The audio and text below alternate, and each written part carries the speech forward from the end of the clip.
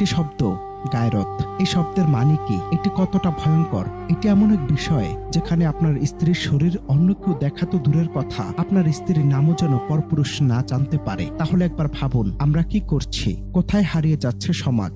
গায়রত শব্দটি ছোট হলেও এর গভীরতা বিশাল। সহজ কথায়, গায়রত হলো নিজের সম্মান, পরিবার এবং বিশেষ করে আপনজনদের পর্দার বিষয় একজন মানুষের আত্মমর্যাদা বোধ ও পবিত্র ঈর্ষা। কিন্তু আফসোস, আজকের ডিজিটাল যুগে গায়রত যেন জাদুঘরে ঠাঁই নিচ্ছে। ভিউ, লাইক আর ফলোয়ারের নেশায় আজ আমরা অন্ধ।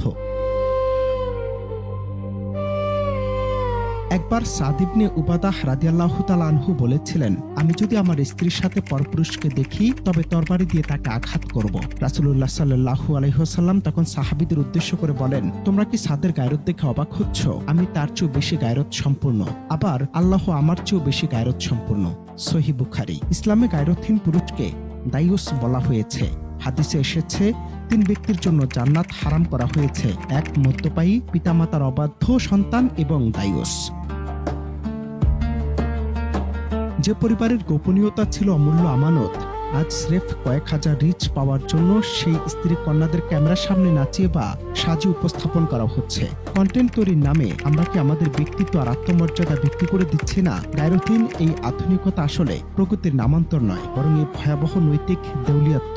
সোশ্যাল মিডিয়া তথাকথিত ফ্যামিলি ব্লগ বা কন্টেন্ট নামক কাল্পনিক ও মেকি গল্পের মোহে পড়ে আজ সমাজ এক অদ্ভুত গন্তব্যে ছুটছে। যেখানে লজ্জা পাওয়ার কথা ছিল, সেখানে আমরা গর্ব করে ব্যক্তিগত জীবনকে পাবলিক প্রপার্টি বানাচ্ছি। পাশের বাসার মানুষটিও আজ জানতে পারছে আমার সবার ঘরের খবর।